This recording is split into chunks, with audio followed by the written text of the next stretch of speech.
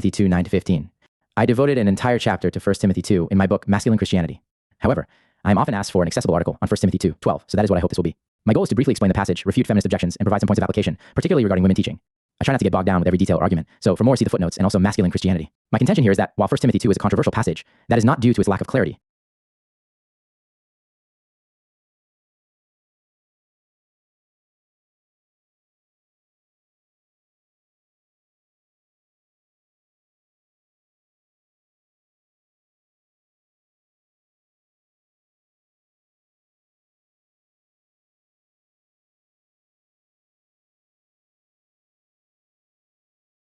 Egalitarians love to claim the passage is not clear. For example, New Testament commentator R.T. France asserted, "We have to admit that we know too little about the circumstances of the letter, and that there are too many obscure or ambiguous features to the argument to allow any exegesis to claim to have uttered the last word," in his recent commentary. Greek scholar Stanley Porter even says of prior commentators' views on 1 Timothy 2, "The tacit assumption in all the views noted above is that we know what these verses actually say, an assumption that I believe is unwarranted." Contrary to these egalitarian scholars who seem to cast doubt on the meaning of every word and phrase in the passage, the theologians that ministered prior to modern feminism never thought the passage was unclear. In fact, they were essentially unanimous in citing the passage against women preaching, teaching, and holding church office. On this point, see my forthcoming book, Honor Thy Fathers, Recovering the Anti-Feminist Theology of the Reformers. The goal, godliness, 1 Timothy 2, 9-10. Paul gives brief instructions to men in 1 Timothy 2, 8. "Therefore I want the men to pray in every place, lifting up holy hands without wrath and dispute." All translations in this article are the authors. The rest of the passage, VV 9-15, is directed toward women, where Paul says, "Likewise, I want women to adorn themselves." 2, 9. So both the command for men in V and the commands for women beginning in V are preceded with the word therefore, which points back to VV 1-7. In that prior section, Paul instructed Christians to pray for all men, including kings and all in authority, with this goal, so that we may lead a peaceful and quiet life in all godliness and dignity. 2. Paul speaks of the testimony of Christ's ransom, unto which he was appointed a preacher, apostle, and teacher, in faith and truth. 2:7. So the therefore, in V8, is rooted in Paul's authority as a preacher, apostle, and teacher of Christ.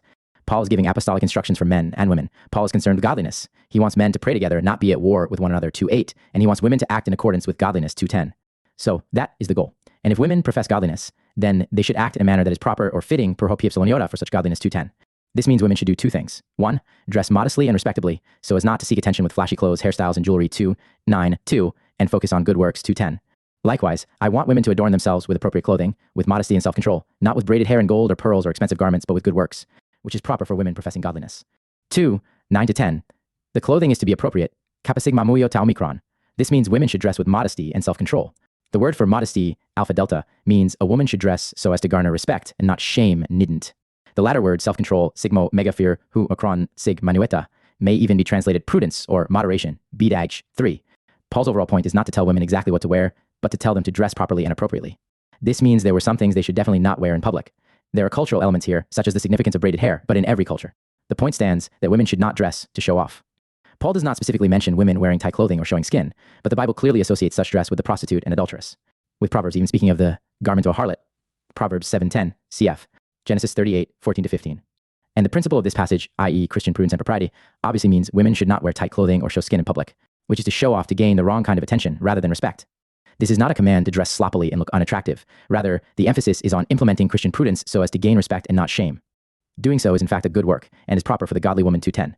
Women are not to focus on external adornment, but cultivating submission and a gentle and quiet spirit, which is precious in the sight of God. 1 Peter 3:3-5.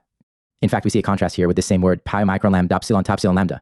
In the two passages, women should not adorn themselves with the clothing that is expensive and valuable to man, 1 Timothy 2:9, but with a feminine spirit that is precious and valuable to God, 1 Peter 3:4. The commands, do not teach, but be quiet. So that is the background to the controversial commands in 2:11-12. Women are to do good works and act in a manner that is proper for godly women. Accordingly, Paul gives the following commands. A woman must learn in silence with all subjection. But I do not permit a woman to teach or to exercise authority over a man. Rather, she is to be silent. 11-12. There are two commands here. The first command is positive, saying that a woman should be silent and submissive, 2:11. The second command is negative, prohibiting a woman from teaching or exercising authority over a man, 2:12. This is then followed with the repetition of the first positive command to be silent, 2:12. The positive command is rather straightforward. If a person is a woman, then she is to learn or receive instruction, mu alpha nu theta alpha nu tau omega, in a manner of submission. In Greek, there are two nouns in the dative case that modify the verb. Woman is to learn in silence, nu sigma psilonchi, and in all subjection, nu pi sigma pi omicron to alpha gamma. That exact phrase, in silence, is used in V12, literally rather, to be in silence, lambda lambda epsilon nu alpha iota nu sigma psilonchi. I am translating the word as silence, following the KJV and the Greek lexicon bidag. However, the word can also mean quietness, which is how many modern translations render it, NASB 95, ESV. There are arguments for both renderings, but the parallel passage of 1 Corinthians 14:34 uses a different word, sigma iota gamma omega, meaning to be silent and not quiet. And its similar context is good reason to understand 1 Timothy 2:11-12 as also commanding silence. Either way, whether silence or quietness, the meaning is that women are to learn without speaking. All Christians are to live a quiet life. Sigma kiote omikronu, beta omikronu. 2, but when it comes to learning, only women are commanded to be quiet. 4. The command for women to learn in V11 is modified by in silence, but also in all subjection, nupi sigma, pi omikron to alpha gamma. Many translations render this as with all submissiveness, ne SB 95, ESV, but I again am following the KJV and BDI here. Either way, the meaning is clear. Women are to learn in a manner that demonstrates submission and obedience. Subjection to whom it does not specify, but surely subjection is to the one teaching, as well as to a woman's husband, cf. Colossians 3:18, 1 Peter 3:5. The learning is to be done in all subjection, meaning subordinating herself in every respect, BDAG. As for the prohibition in V12, this is where the real controversy lies. However, I've set the context thus far so as to weaken the egalitarian objections. What I mean is that the command in V12 flows from Paul calling for female propriety V10 and a spirit of submission V11. Here is the particular command again of V12. But I do not permit a woman to teach or to exercise authority over a man. Rather, she is to be silent. 2:12. The prohibition comes from Paul in the first person I, but this by no means weakens the command, for God appointed Paul as an apostle and teacher of the Gentiles in faith and truth. 2. Thus, V12 is a command from Christ's apostle, which carries Christ's authority. Paul places the prohibition on woman, which represents women as a class. As a class of humans, women are not to do two things. 1, teach men, or 2, exercise authority over men. Now, the first prohibition on teaching del tayo to del tasig makapapsiloniotanu is best explained to include the modifying noun man noodle tarho. Even though the noun comes after another verb, to exercise authority, it likely modifies both verbs here. Moreover, there are examples of women teaching younger women, Titus 2:3, and a woman with her husband privately instructing a man, Acts 18:26. Paul's concern is not women training women or teaching children, or even private theological discussion between a man and woman, but a woman teaching men in public gatherings. The second prohibition in V12 is on exercising authority over a man. The Greek word authentio alpha theta epsilon nuta omega has been disputed, as many egalitarians argue it has a negative meaning of domineer or assume authority, and thus they conclude that Paul is not prohibiting women from exercising proper authority over men. However, Al Wolters has established that the pejorative and aggressive meanings are very unlikely, and that alpha theta epsilon nuta omega in general is used overwhelmingly in a positive or neutral sense. This is in part based on the fact that the word often occurs in Christian context with God or Jesus Christ as its subject, contextually. It also does not make sense that Paul would prohibit only women from the negative behavior of domineering. If the meaning were negative, we would expect Paul also to prohibit men from engaging in such activity. Abusing authority is improper for all, not just women. Moreover, women are told in V11 to learn with all subjection, nu pi sigma pi omikron to alpha gamma, which should inform our understanding of Paul's prohibitions in V12. The command for women, and not men, to be in submission, prohibits women from exercising authority, not just from an abusive authority. Therefore, authentio in 1 Timothy 2:12 should be understood as to exercise authority. Can women teach so long as it is not authoritative? Many egalitarians argue that Paul in V12 is only prohibiting one task of authoritative teaching, not two separate but related tasks of teaching and exercising authority, e.g. Philippine. 8. Even many narrow complementarians follow this interpretation, e.g. Tim and Kathy Keller. Kathy Keller even appeals to the egalitarian Philippine that 1 Timothy 2 only prohibits the single task of authoritative teaching, or as she explains it, teaching with teeth in it. Tim Keller made public statements confirming he shared his wife's view that to teach or to exercise authority is one thing. Based on this narrow reading of V12, Kathy Keller concluded that there is a difference between public communication of information, exhortation, or explanation, all permitted to both unordained men and women, and teaching with authority, which is the province of ordained elders. She then summarized Redeemer's position, stated the way we do a Redeemer, anything that an unordained man is allowed to do, a woman is also allowed to do. Thus, this narrow interpretation allowed the Kellers to say women may teach and exhort men so long as it is not an authoritative teaching. Other complementarians have gone so far as to say women may preach sermons to men as long as they have permission from the church leaders, and it is unclear on what basis the Kellers' logic would not also lead to this conclusion.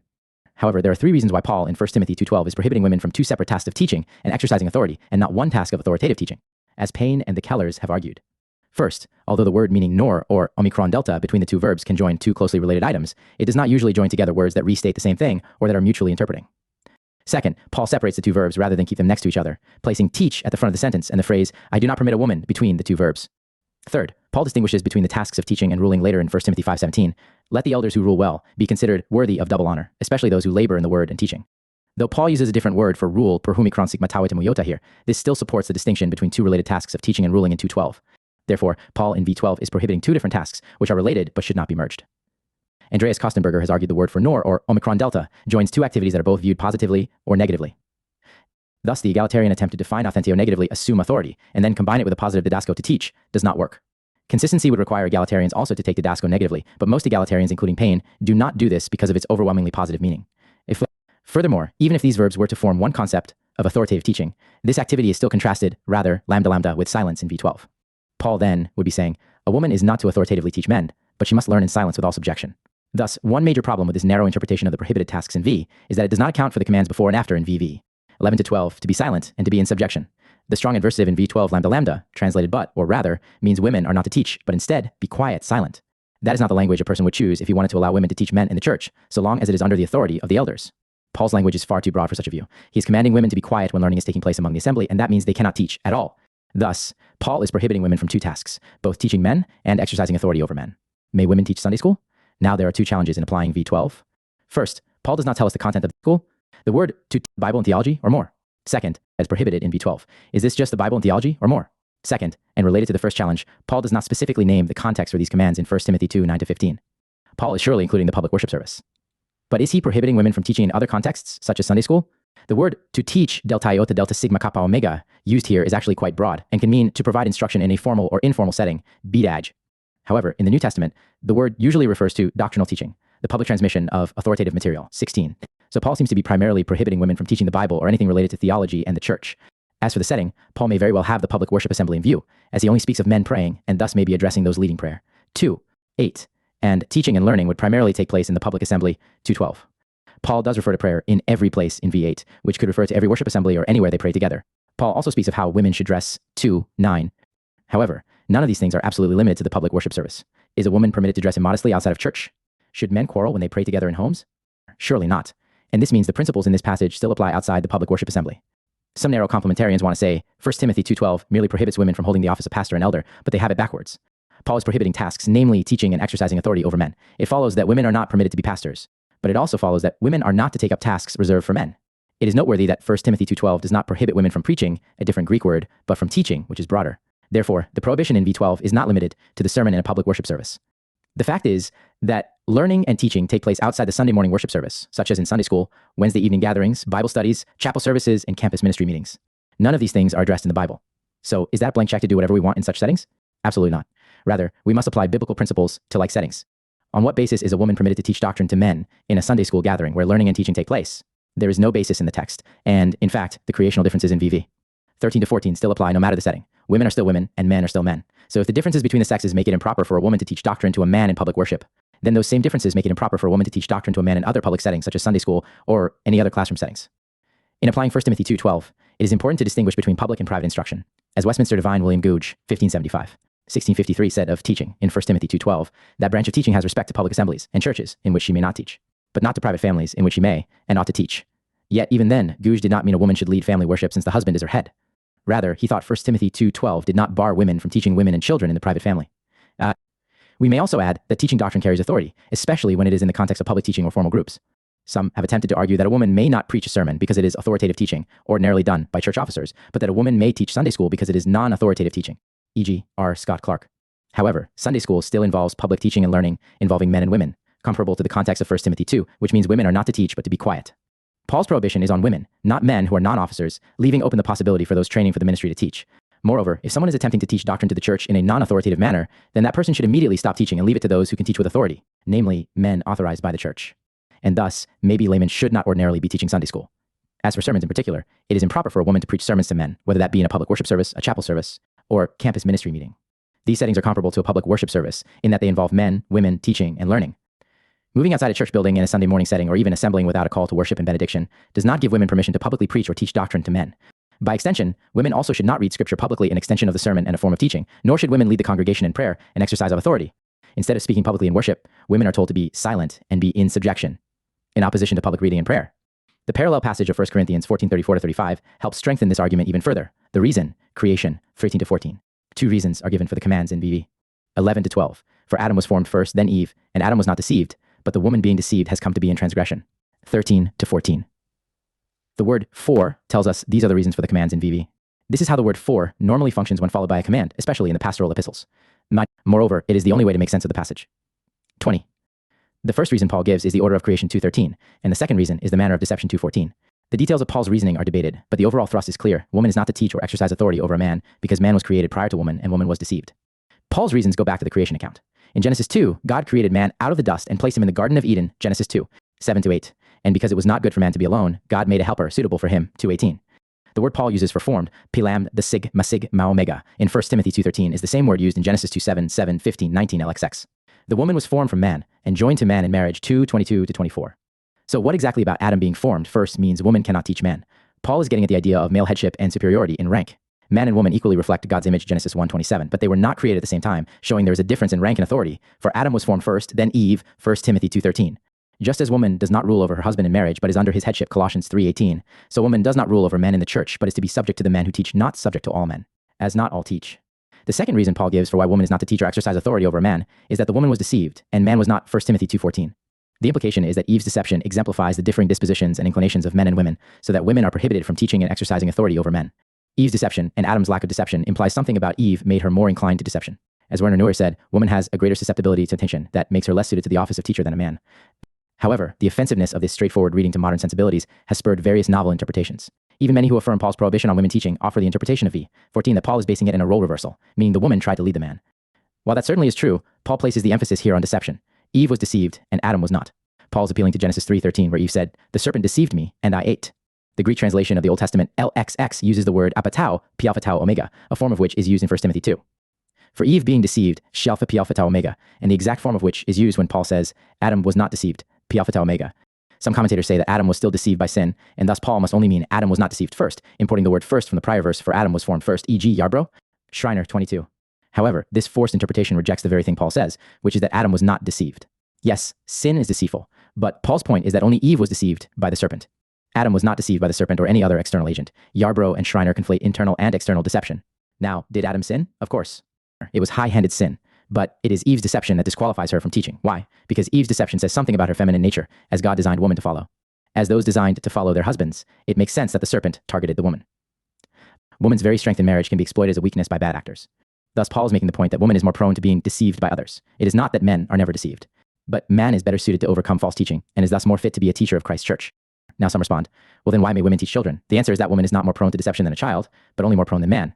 So when it comes to the question of whether men or women should teach and rule the church, God has said it should only be men. And this is due man's priority in creation and to man being better suited toward teaching and ruling. Egalitarians like to argue these commands for women in VV were culturally and contextually situated, and thus they are no longer binding today. Common egalitarian arguments are that Paul only gave these commands because 1, women were less educated than men at the time, 2, there was false teaching at the time concerning the goddess Artemis. There were female false teachers disrupting the church, 4, or false teachers were targeting women. However, all of this is conjecture. All we have to work off is Paul's first letter to Timothy. If female education was the problem, then Paul could have said women may not teach men until they learn more. But he instead instructed them to simply learn, and then gave them reasons from creation as to why they should not teach or rule. Paul does not appeal to any lack of female education, but female deception, as well as woman being created after man. There may have been female false teachers, and women may have even been targeted by false teachers, but this is all irrelevant. And it is irrelevant because Paul roots his commands in creation. Paul makes it very clear that his restrictions on women teaching and exercising authority are not the result of the fall, but are tied with the very God-given differences between man and woman. Egalitarians like to appeal to passages teaching spiritual unity between men and women, e.g. Galatians 3:28, but these passages do not undermine our differing duties stemming from natural or positional differences. Moreover, since Paul roots his prohibition in creation, this is not something to be overcome through redemption in Christ. Adam was formed prior to Eve, and this fact has implications for men and women for whom Christ is restoring the natural order. Contrary to our feminist age, God consistently differentiates the duties of men and women, whether it be who may teach in church, who leads in marriage, and who should go to war. Yes, Greco-Roman culture was patriarchal, but Old Testament culture was also patriarchal. Maybe patriarchy, father rule, has been culturally predominant because that is the way God designed it, and it has been just that obvious to everyone. Paul's commands in 1 Timothy 2 are given within a culture, as all of God's commands are, but we do not throw out the 10 Commandments because of culture. In the case of male rule, Paul consistently roots it in things that transcend culture. He bases male rule in marriage on Christ's rule over the church, Ephesians 5:23-27. In the parallel passage to 1 Timothy 2, Paul tells women to be silent in church, just as the law also says, 1 Corinthians 14:34. And in 1 Timothy 2:11-12, Paul roots his commands in creation and nature, 1 Timothy 2:13-14. However, egalitarians are not the only ones who fail to properly interpret and apply the text. There are many self-identified, narrow complementarians who say women may not be pastors.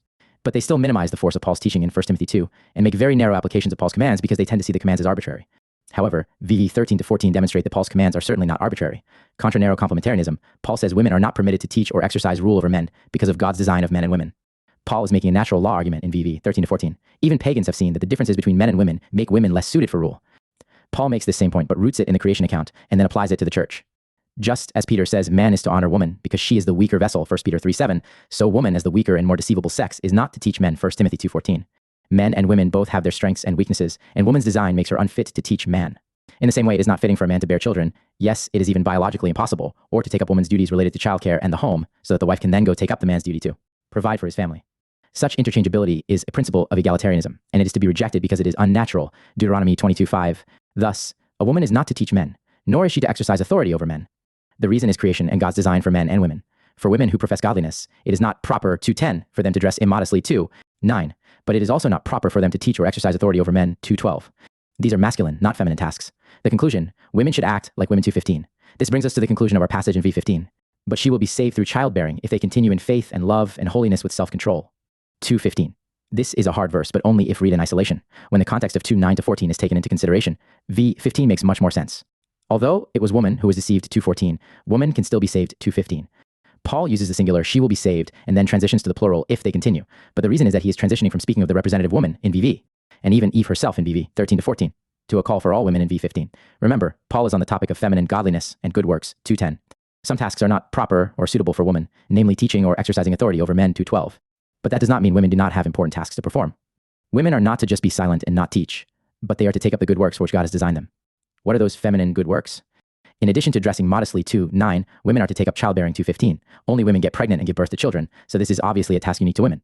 But childbearing also carries with it all its related tasks, including raising children and keeping house. See 1 Timothy 5:14 and Titus 2:3-5.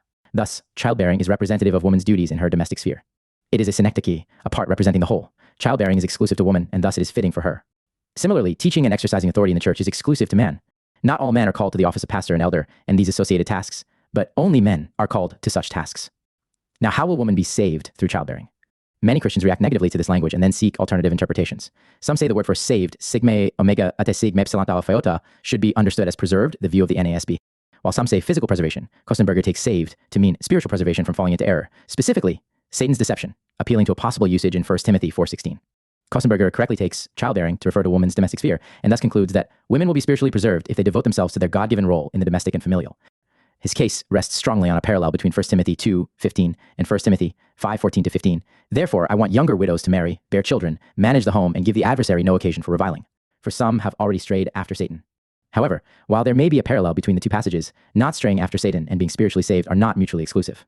If Paul in 1 Timothy 2:15 is referring to salvation more broadly, this would also include preservation from spiritual deception. In the end, the reference to straying after Satan in 1 Timothy 5:15 cannot be imported into 1 Timothy 2:15 just because both mention childbearing. The immediate context of 1 Timothy 2:15 is most important, and it concerns spiritual transgression, 2:14, not mere deception. Further, the word to be saved here usually refers to spiritual salvation in Paul's writings. 7. While sozo sigma zeta omega can mean delivery from danger, the immediate context in v14 concerns Eve's fall into transgression, which requires spiritual salvation, salvation from sin and God's wrath, not mere preservation from false teaching or death. Others say v15 is really about the birth of Christ, but the text says nothing about Christ. Moreover, childbearing refers to the entire process of childbirth, and not just the baby who is born in this view, Christ. Thus, the messianic view is forced. Rather, women will be saved by doing that which is fitting for women and not that which is prohibited to them. This is not teaching justification by works or meritorious salvation, but salvation through works as the path to heaven. Christ justifies his people by faith alone, 2:15, but he also sanctifies them, leading them unto good works, as well as love and holiness with self-control, 2:15. There is a parallel here between v15 and v10. Women are to adorn themselves through good works, delta iota rogamao megano, gamao fathatano, 2:10, and women are saved through childbearing, delta iota tau, tau epsilon kappa nu omicron, gamma omicron nu alpha, 2:15. The language of through delta iota can indicate means or instrument, seen in the NASB 95 rendering of v10 as by means of good works. In this case, Paul is saying in v15 that women are saved by means of feminine good works represented by childbearing, in that they are a means of Christ sanctifying Christian women. Alternatively, it could refer to attendant circumstances, meaning accompanied by childbearing. As Calvin says, the apostle does not argue here about the cause of salvation, and therefore we cannot and must not infer from these words what works deserve, but they only shew in what way God conducts us to salvation, to which he has appointed us through his grace. Christ brings about good works as part of his salvation, for joy and good conscience, as well as to adorn his saints. Good works are the outworking of our salvation. In the case of women, they are to dress modestly, 2:9, be silent when learning, 2:10-11, be submissive, 2:11, not teach or exercise authority over men, 12, bear children, 2:15, and exercise faith, love, holiness, and self-control, 2:15. As Schreiner says, when Paul says that women will be saved by childbearing, he means, therefore, that they will be saved by adhering to their ordained role. Or as J.N.D. Kelly remarks, woman will achieve this salvation not through performing masculine tasks like teaching in church, but through childbearing. If she sticks to this instead of usurping masculine functions and fulfills it in the right spirit, she will obtain salvation. Conclusion. When the totality of 1 Timothy 2, 9-15 is taken into consideration, it shows the passage is not unclear, as feminist Bible scholars would have us believe. Rather, the totality of the passage shows just how antithetical Paul's teaching is to Western feminist culture. And this is truly an important issue, for we are talking about how godly women are to behave. Salvation is at stake, 2:15, for to rebel against God's commands is no light matter. Feminism says women should act like men, but Paul says women should act like women, and by that he means they should not seek to teach men or rule in the church, but they should focus on feminine tasks exemplified by childbearing. 1. R.T. France, Women in the Church's Ministry, a test case for biblical hermeneutics, Eugene, Oregon, Wipf and Stock, 1995, 69th, 70th. 2. Stanley E. Porter, The Pastoral Epistles, a commentary on the Greek text, Baker Academic, 2023, 242. 3. While the word group for sigma omega for Omicron sigma nueta is used 16 times in the NT, this specific word is used only 2 other times in the NT, one of which is in V15. 4. Stanley Porter deviates on the translation here of silence quietness. Surveying views of other commentators, he says, the tacit assumption in all views noted above is that we know what these verses actually say, an assumption that I believe is unwarranted. Several factors within the unfolding argument of Paul's letter raise interpretive issues that are far from clear and self-evident, especially in these issues challenge the certainty of our interpretation of these verses and our use of them to determine gender and authority relationships. Porter, The Pastoral Epistles, 242-243. Porter is an expert Greek grammarian, but his analysis in the section involves a number of unsubstantiated assertions rather than a reasoned conclusion. Porter's understanding of the meaning of the passage is rather minimalistic. A woman learns through every obedient act that she performs. And Paul makes clear that he does not want a woman being a part of teaching falsely and abusing authority, since this violates creation's order found in Adam and Eve and in the appropriate actions of childbirth and rearing. Ibid. Iskaid was tied with Porter's translation of VV. 11 to 12a's. A woman in orderliness is to learn in every obedient act. And I do not commission a woman to teach falsely or to have abusive authority over a man, but to be in orderliness. Ibid. 229. Two things stand out about Porter's translation. First, Porter translates the verbs as teach falsely or to have abusive authority. He questions Kostenberger's conclusion that both verbs need to be positive or negative, saying at best, this is a tendency but not a rule. However, Porter still follows the tendency by rendering both verbs negatively, including delta iota delta sigma kappa epsilon iotanu as teaching.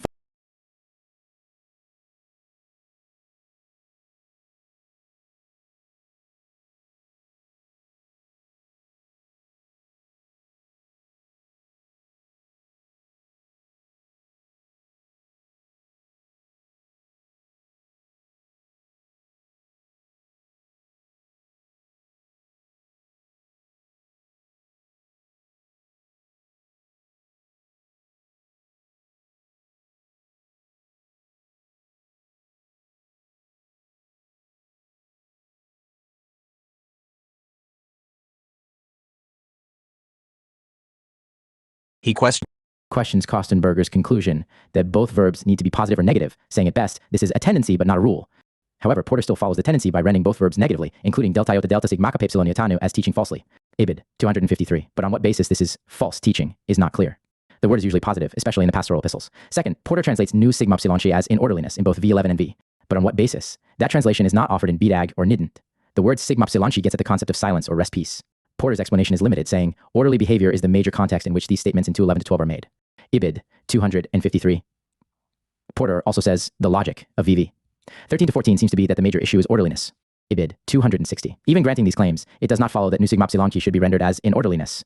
The order being commanded of women is silence quietness. The problem for Porter is if he follows the standard translation for nu sigma epsilon as silent quiet, this contrasts with the prohibitions on teaching and exercising authority, or his negative rendering to teach falsely or to have abusive authority. This would still be a broad prohibition on women to not speak, not just avoid false teaching. This is apparently a conclusion Porter seeks to avoid. 5. Some argue that man does not modify teach delta iota delta sigma kappa epsilon iotanu because this verb is placed at the very front of the verse and because this verb is normally followed by a noun in the accusative, for example, Romans 2:21, or dative form, for example, Revelation 2:14, not the genitive as is the case here with noodle tarho. Porter says taking noodle tarho as the object of delta iota delta sigma kappa epsilon iotanu is questionable. Porter, The Pastoral Epistles, 250th. However, as Mu points out, the word order is not decisive because of the flexibility of Greek word order, and when two verbs take the same object, the object takes the case demanded by the nearer verb. Mu, what does it mean not to teach or have authority over men? 1 Timothy 2:11-15, in Recovering Biblical Manhood and Womanhood eds. John Piper and Wayne Grudem, Crossway, 2006, 497, endnote 16. On the case issue, Mu cites Herbert Weir Smith, Greek Grammar, Cambridge, Massachusetts, Harvard University Press, 1920, 1634. 6. Philip B. Payne, Man and Woman, One in Christ, an exegetical and theological study of Paul's letters, Zondervan, 2009, 385. Payne argues for the meaning assume authority. 7. Al Wolters, the meaning of alpha theta epsilon nuta omega in Women in the Church, and interpretation and application of 1 Timothy 2:9-15 eds. Andreas J. Kostenberger and Thomas R. Schreiner, 3rd ed.